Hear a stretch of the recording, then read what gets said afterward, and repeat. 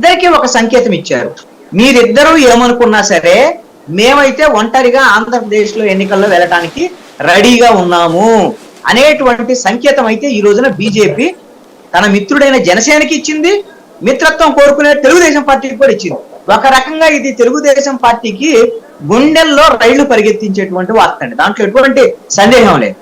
అయితే బీజేపీ వైపు నుంచి వాళ్ళు చేస్తున్నటువంటిది ఏమిటంటే కేవలము వీళ్ళతో పొత్తులోకి వస్తారా లేదనేది కాకుండా తన సొంతంగా వెళ్తారనేటువంటి దానికన్నా కూడా వాళ్ళు చేస్తున్నటువంటి ప్రక్రియని గనక ఒకసారి గమనిస్తే ఆంధ్రప్రదేశ్ రాజకీయాల్లో పెద్ద కుదుపు వచ్చేటువంటి ప్రమాదం ఉంది.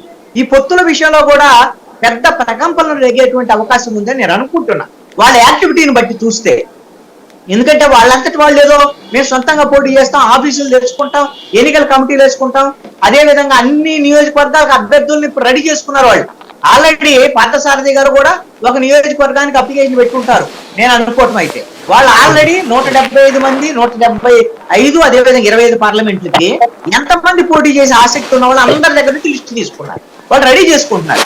ఇది ఒక్క అంశమే కాదండి, వాళ్ళు వెళుతున్నటువంటి వాళ్ళ ప్రణాళిక ఎలా ఉంది అంటే తన మిత్రుడైనటువంటి జనసేన పార్టీని తన వైపు తిప్పుకోవాలి, తనతోనే ఉండాలి జనసేన అనేటువంటిది. ఇక తెలుగుదేశం నుంచి కటీఫ్ చేసుకోవాలి, తెలుగుదేశం పార్టీతో జనసేన ఉండకూడదు, జనసేన తనతోనే రావాలి, అది ఈ ఎన్నికల్లోనే జరగాలి అనేటువంటి దాని మీద ముందుకెళ్తున్నట్టుగా కనపడుతుంది.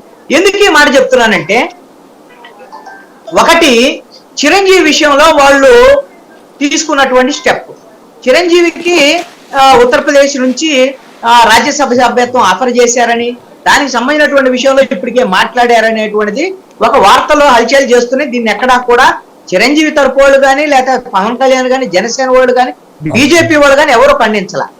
అయితే ఇది ఉత్తరప్రదేశ్ నుంచి రాజకీయంగా బీజేపీ ఒకవేళ చిరంజీవిని రాజ్యసభకు తీసుకొని కేంద్రంలో కేంద్ర మంత్రిగా చేస్తే ఈ 2024 ఎన్నికల్లోనే జనసేన బీజేపీ తరఫున ముఖ్యమంత్రి అభ్యర్థిగా చిరంజీవి ఉండేదానికి అవకాశం ఉంది.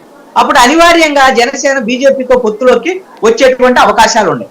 రెండవ అంశం ఏంటంటే ఇంకోటి ఏం జరిగింది అని అంటే, జనసేన పార్టీలో చేరతానని నేరుగా ముద్రగడ్డ పద్మనాభం వైఎస్ఆర్ కాంగ్రెస్ పార్టీతో కటీఫ్ అయిన తర్వాత, అంటే వాళ్ళ దాంట్లో వైసీపీలో చేరాలనుకున్నారు, నేరుగా ఆయన పోటీ చేయనంటే వాళ్ళు కాదు పోటీ చేస్తేనే మాకు కావాలి, మీరు పోటీ చేయకపోతే రాజ్యసభ అది ఇది కావాలంటే కుదరదు, నేరుగా కాకినాడ నుంచి పోటీ చేయాలని వైసీపీ అడిగింది.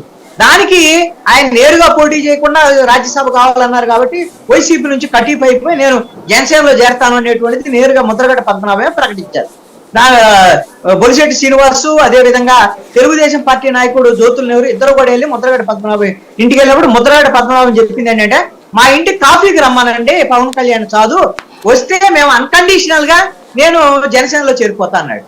మరి ఇప్పుడు చెప్పే నెల ఏందనుకుంటున్నారు, అది జనవరి 18, 17 తారీఖులో జరిగింది. 27 నుంచి 23 తారీఖుల్లో పవన్ కళ్యాణ్ ముద్రగడ్డ పద్మనాభం ఇంటికి వెళ్తారు అనుకున్నారు. జరిగినటువంటి పరిణామం ఏంటంటే ముద్రగడ్డ పద్మనాభంతో ఆల్రెడీ బీజేపీ వాళ్ళు మాట్లాడటం, బీజేపీలో చేరతానని ఆయన అంగీకరించడం, ఆయనకి గవర్నర్ కి పంపించేటువంటి ఆలోచనలో బీజేపీ వాళ్ళు ఉన్నారు అనేటువంటిది ఇది నేను అధికారికంగా కనుక్కున్నటువంటి సమాచారం అండి. ఎక్కడి నుంచి అంటే జనసేన పార్టీ నుంచి ముద్రగడ్డ పద్మనాభంని మీరు చేర్చుకోవద్దు, మేము ఆల్రెడీ బీజేపీ మాట్లాడాము అని పవన్ కళ్యాణ్కు నేరుగా బీజేపీ వాళ్ళు చెప్పారు.